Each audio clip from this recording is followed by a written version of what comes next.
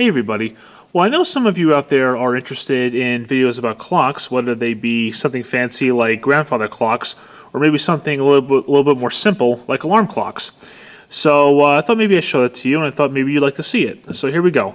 So this is a analog alarm clock by Loris Quartz, as you can see right there. This particular alarm clock is from 1985. Originally, this clock was for my older brother. He was born in 1983, and my parents got this for him when he was just about 2 years old. And then it remained his until about, I'm going to say roughly 1990. Now, I was born in 1988, and kind of around the time that we moved to the Long Island house, this clock became mine after that. And I held on to it until, I'm going to say, roughly about 1995, I'm going to say.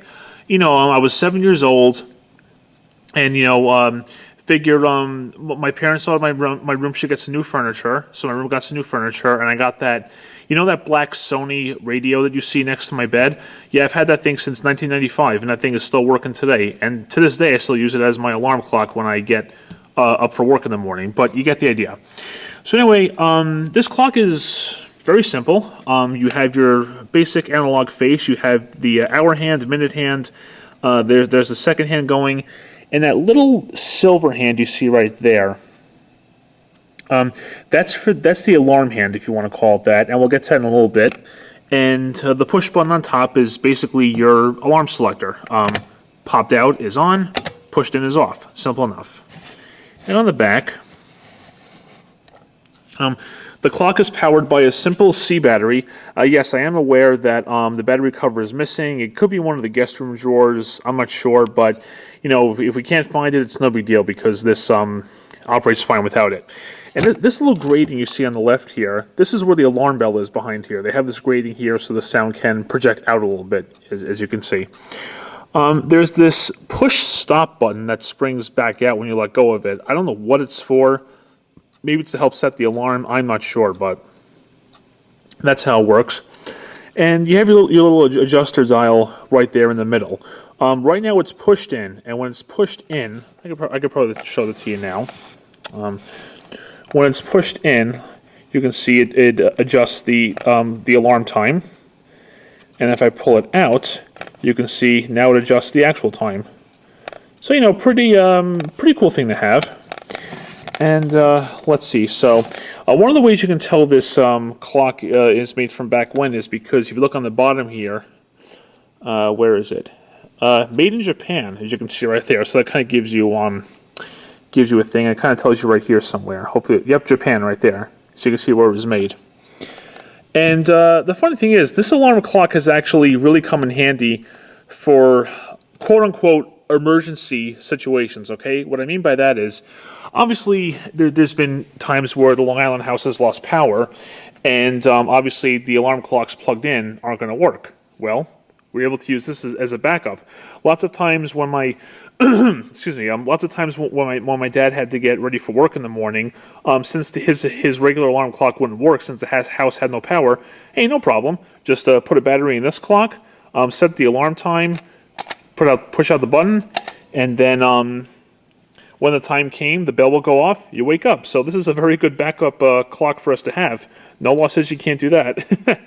And really for multiple, there's other times too we use this as an emergency alarm clock, but I can't think of them at the moment. Just that first one I mentioned kind of stuck out, so that's definitely pretty cool and it has some good use for it. One of the cool things about this clock is that it's pretty much all mechanical. Like, obviously, it is electrically powered by the C battery there, as you saw. But I mean, basically between setting the time, setting the alarm time, and the alarm selector, it's pretty much all a mechanical thing. I don't think there's any circuit boards inside this clock, which is really nice, which obviously, of course, you don't really see too often today. And I think the way that the alarm works is, I think when the hour hand kind of goes more or less in line with the alarm hand, that's kind of how when the clock makes some kind of contact and makes the alarm bell ring. Now, obviously, one could say, look in the owner's manual, but that's long gone. That was probably gone before we even moved to the Long Island house. So I don't really have that to rely on. But I think that's basically how it works. So what I can do is we'll activate the alarm one of two ways. Or Actually, no. You know, we'll do it this way. So what we'll do is let's set the alarm to, oh, we'll see. We'll have a typical alarm time. Let's say 7 o'clock. Okay. Now, obviously, this clock has no AM PM knowledge, so when it's 7 o'clock any time of the day, that's when it's going to happen. All right. So then what we'll do is we'll go ahead and pop out the button. Okay. And then let me pull out the adjuster dial to move the time. And when it gets towards 7 o'clock, let's see if the alarm sounds. Just move it, just bear with me here. Interesting enough that this clock doesn't stop when you pull out the adjuster thing. Okay, so there's 6 o'clock. And here we go, get towards 7. A little bit past, okay. Ah, there it is.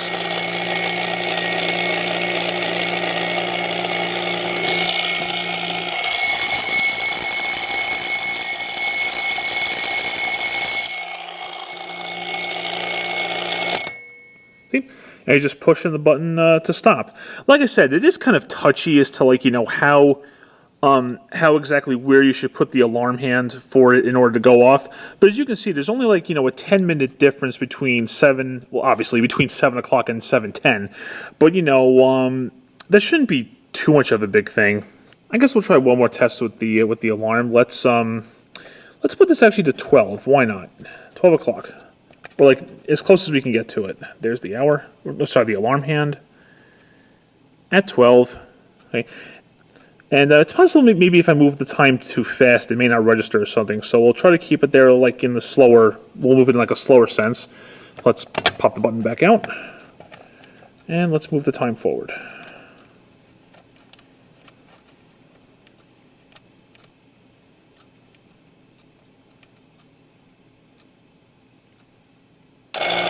Yep, there it goes.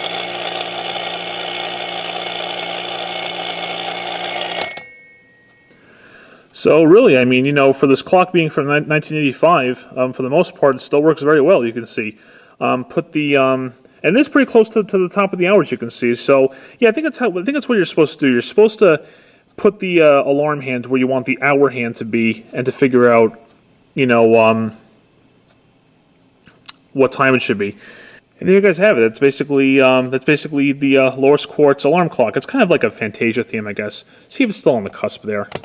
Yep, it still is. And there you guys go. So this vintage clock we actually have running right now. We have it in one of our guest rooms, and it's actually ticking away right now with that C battery. I put the C battery in only maybe a month ago, so obviously it's still doing fine. And obviously the alarm's not on, but yep, there it is. So this clock has been in our family for a long time now.